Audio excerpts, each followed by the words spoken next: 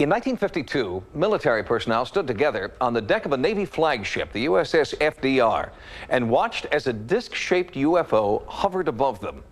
3 photographs were taken, and this sighting was just the first of many reported aboard the ship. Despite vehement denials from the Navy, many people who served on the USS FDR believe that she was a UFO magnet.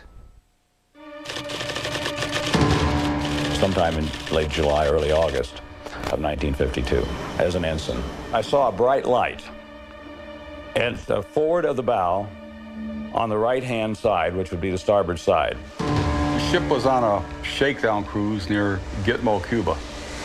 And I was down below decks. It was maybe approximately 8, 9 o'clock in the evening, I think it was. And this buddy of mine, Vince, who's seen a bunch of men coming from the engine room compartment running up topside on a ladder, said, "Red, why don't you go up there and see what's going on?" So I followed these guys up 3 or 4 decks up to the flight deck, and we were watching this little object, like a light, that was following our ship. And then it came out of the sky at us. My friends called me to come outside, and we observed a bright light quite high in the sky. It looked like a star, but was much brighter. The light tracked at a high speed and came to a stop, altered direction, and accelerated to a high speed, stopped again, and it proceeded across the sky in this manner until it disappeared into the moonlight. These 3 men, Robert Coburn, Chester Gruzinski, and John Lawrence, all served on the USS FDR. But each man was assigned to the ship on different tours, in different years, and with different jobs. And yet each man saw the same thing sometime during his service, an unidentified flying object tracking the Navy aircraft carrier through the sky.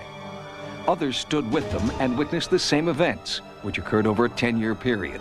But there is no record of any sightings in the ship's logs, and attempts to find other eyewitnesses have failed. I know that during September of '52, there were a series of incidents during Operation Main Brace, which was a series of naval maneuvers, military maneuvers with other countries. And during those maneuvers, there were a number of UFO incidents reported, one occurring in connection with a fighter jet, which had been followed by an unidentified flying object. Barry Greenwood is the research director of CAUSE, Citizens Against UFO Secrecy. He is also the co-author of the UFO Cover-Up. Greenwood has collected photographs of UFOs taken in 1952 from the deck of the flagship for Operation Mainbrace. They were taken aboard the USS Franklin D. Roosevelt. On September 20th, a newspaper reporter was on the flight deck of the carrier and a color camera with him. And he said he turned down the flight deck and noticed a group of guys looking up into the sky. He ran down there and noticed a large spherical object hanging in the air. Everybody was looking at it, so he had his camera. He decided to take some shots. And when he ran the exposures, he said the object accelerated, took off at high speed, disappeared. They thought it was a balloon initially. So the brass called the various other ships in the area, asked about a balloon. Nobody launched a balloon. Nobody knows anything about it. They listed it as an unknown. Possible balloon, but nobody knows where it came from. No, it's quite obvious that we had seen something. We don't know what it was. We knew that it couldn't be an airplane because an airplane could not start and stop. The rate of speed was too high, too fast for a helicopter, and it was too erratic a pattern track for a weather balloon. Leon Treadwell also served on the USS FDR in the 1950s. He recalls a UFO encounter he witnessed along with several other men while on anchor watch in Rio de Janeiro.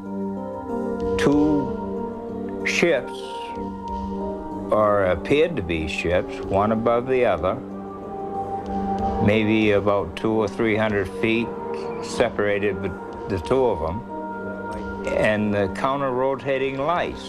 And all of a sudden a fireball dropped between the upper ship to the lower ship. Nobody knew what the devil was going on. There was actual radar contact on these vehicles. This painting depicts what Leon claims he and several other sailors saw on board the USS FDR that night. Several officers These are representatives of divisional departments. They couldn't believe what they were looking at. Everybody signed a release statement that nobody outside of CIC would say anything about this for at least 15 to 20 years. The CIC, the Combat Information Center, is master control for any Navy aircraft carrier. Here is where radar, mapping, target searches, and operations are conducted. We were just told to not say anything about this to anybody outside of Combat Information Center. The commander down in Virginia, when I was discussing this with him, he was on the ship, he told me that I wasn't even supposed to mention this. I just ignored what he said. It's one of my desires in life is to find these other witnesses that were up on that flight deck with me witnessing this object as it came on top of the ship. There are a lot of times I wish that this would have never happened because all the aggravation has caused me. I had people that laughed and said they wouldn't believe me. Really? Yeah, I was there. I seen it. You weren't there. You don't know. You don't know what it was like. But why would an unidentified flying object of this Earth or any other spend nearly a decade tailing this particular ship? Crewmen claim that the FDR carried advanced nuclear weaponry that was supposedly top secret. The sighting was well known to insiders in the government at the time. It was written about by the head of Project Blue Book after he retired from the military, and he described it in great detail. There's a possibility that our weapons were of a sort that they were interested in. Of course, the carrier carried all kinds of different weapons. The FDR was the only aircraft carrier at the time that had thermonuclear capability. It was the only one that was allowed to carry the H-bomb. We would be the only ship, naturally, that would carry them because we would have the only method of delivering the atomic bombs. Since World War II, there have been a number of UFO sightings linked to nuclear storage and transport facilities.